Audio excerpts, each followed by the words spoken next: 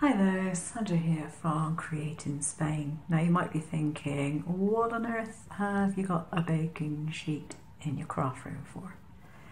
Well, the truth is, this is a very old baking sheet. It was rusty, it was gunked up, it was no longer non-stick, and I couldn't use it in the kitchen without having baking parchment on it.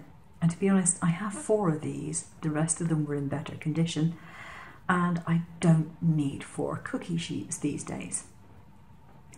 So what I've done is I have covered it with black vinyl. So I started by covering the top and going over the edge, and then I applied some vinyl to the back.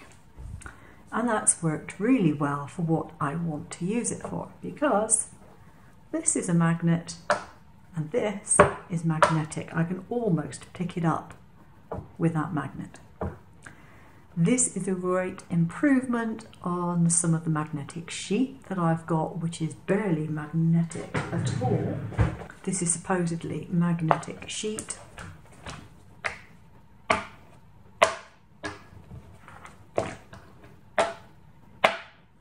Nothing. Useless stuff, absolutely useless. So what I wanted this for was when I want to keep some card or whatever in position. And this is going to do the job really nicely. So ideal if I'm doing any stenciling and I want to keep a big stencil down.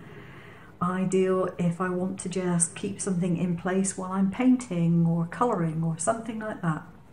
And the beauty of this is that I can still put a silicone mat on top, and it is still strong enough a magnet to get through that as well. Now these were just magnets. I picked up a packet in Aldi the other day, $1.99 for a pack of, I think there's about 12 of them, something like that. Can't remember. I'm not sure where I put the packet, but there's quite a lot of them anyway, and they were cheap and cheerful. But that is still going to stick even through my silicone mat, or indeed if I used this silicone mat, yeah, it's still going to stick, which is great because it means my surface is easy to clean, because these things I just bung in the washing machine when I'm done, or just shove them in a sink and just let them soak. But generally speaking, I just put them in the washing machine and they come out really clean, so it's not a problem.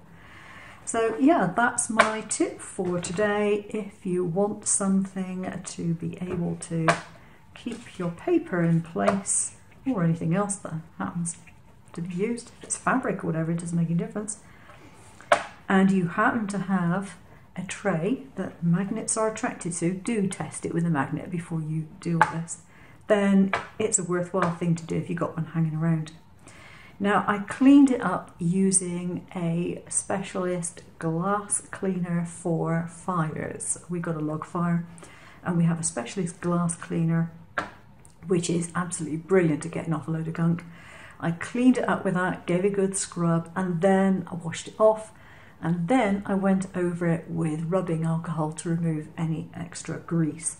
So it was well cleaned and well dried before I applied the vinyl. Very important. But other than that, nice and easy to do. But you will probably need a roll vinyl to do this. The 12 by 12 inch squares are not big enough to completely cover, sadly, because that's what I thought I was going to use. But I had some black roll vinyl hanging around and I used that instead. So it's not the pretty version that I anticipated doing, but it's fine. It will do the job just well enough as far as I'm concerned. Hope you like this tip. I will see you again soon. Take care now.